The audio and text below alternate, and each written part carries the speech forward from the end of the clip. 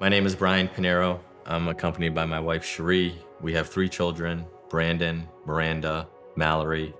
Brandon's 10, Miranda's 8, Mallory is 3. We lost our daughter, Mallory, on September 27th, 2023. Buried her on Saturday, September 30th, and we're at Long Hollow Church for our first service on October 1st, 2023.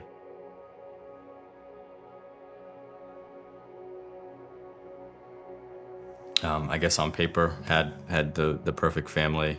3 children, Brandon, Miranda, Mallory. After our kids were born, all 3 of them, we had baptized in the Catholic Church, but that was it. I feel like if you were to ask us, do we believe in God? The answer would have always been yes. But was there a relationship? Did we really know what it mean? No, we definitely did not. Certainly looking back, I think it's something we were certainly missing. We just certainly didn't know it at that time. Mm-hmm. And, for various reasons moved down to Tennessee. We can now look back and maybe see why we were brought to where we were. But at that point, again, on paper, sort of felt like we had everything. But I think because we lacked some of that faith, there were certainly walls between us. I put a lot of time and energy into my work and, prioritized what I felt was taking care of our family and providing a better life for our children and so on. And that certainly, pulled me away from being with Cherie and the kids as much as I should have been. Mallory became sick on a Wednesday. She woke up with a fever, no other symptoms.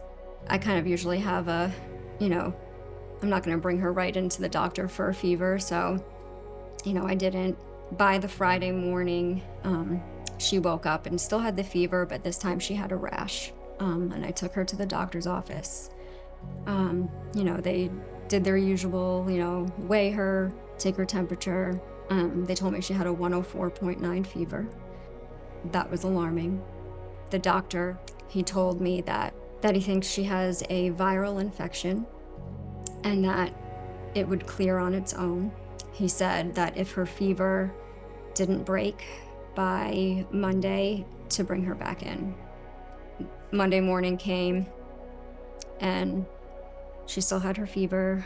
The rash had worsened, and the 2 of us together brought her. The doctor very quickly took her in and said, she does not have a viral infection. She has a bacterial infection.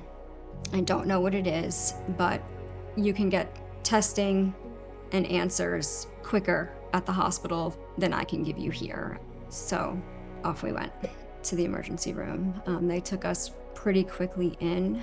Within the first 15 minutes of her first treatment, she went lifeless. They moved us quickly from the emergency room to the children's intensive care. And shortly after that, we got news from the doctor that I think, solidified. Yeah, the latest test that they did showed that her brain didn't have any more activity. Basically, it's just machines keeping her going. Within minutes of them taking her off those machines, she was gone. Yeah, she passed 5 a.m. on Wednesday, September 27th. To give you a sense of how impactful Long Hollow was, so Mallory passed on a Wednesday. The first time we stepped foot into Long Hollow Church was at Mallory's services on that Saturday. I think one of the most amazing things very early on, as we, leaned in and spent more time there, it opened up opportunities to get in front of others and be part of group. Yeah, we feel like God kind of paved the way by planting the right people in front of us at every step.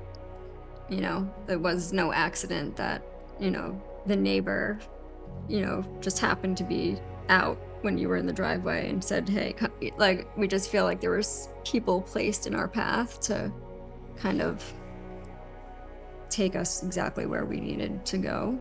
It all culminated as we approached Mallory's 3rd birthday, which was on April 2nd, it was really Cherie's idea of, what's the best way to honor her? How do we spend the day, honoring who she was and her purpose in our lives and the beauty that she brought to us, while also glorifying God and showing what he's done in our life. And we made the decision on her birthday, the best way to celebrate was to get baptized. Cherie and I were planning to get baptized together. We weren't even going to tell the children and wait for that day. They were just witnessing and seeing tremendous things around them, and asked us when could they get baptized. Given our really renewed focus and in faith in each other, we decided to renew our vows that day as well. Certainly the vows have a different meaning now after going through an experience like this, and we wanted our children to witness that. We wanted our family members to witness that. So, on her birthday, we both spoke. We actually didn't discuss necessarily what we were gonna, write about and discuss as part of it, but I feel like our speeches couldn't have been any more in lockstep with each other in terms of our purpose in life, which, carrying Mallory's story, carrying the story of how God has transformed us and I guess renewed our hearts and our minds. And yeah, we got baptized as a family and renewed our vows. Yeah, I thought it was really important to, the place that we were before her passing, and the Lord reunited us in a way I never would have imagined. And, Mallory, I think a part of her purpose, she was not a planned pregnancy. She was a total surprise to us. So, we talk about that a lot, that, he knew what we needed, but we didn't, she was exactly what we needed, and she led us straight to him. I do feel like I understand pieces of what he has done. I do understand what he's done for our family. Do I wish there was another way it could have happened? Of course, I wish there was another way it could have happened, but I take a lot of, there's a lot of hope. I feel like we talk about it all the time, our view, we don't really have we have more of an eternal view. The blip of the earthly life without her is nothing compared to an eternal life that we do get to spend with her. And I don't think that we would have that eternal life if we didn't go through this. So there is beauty in the brutal.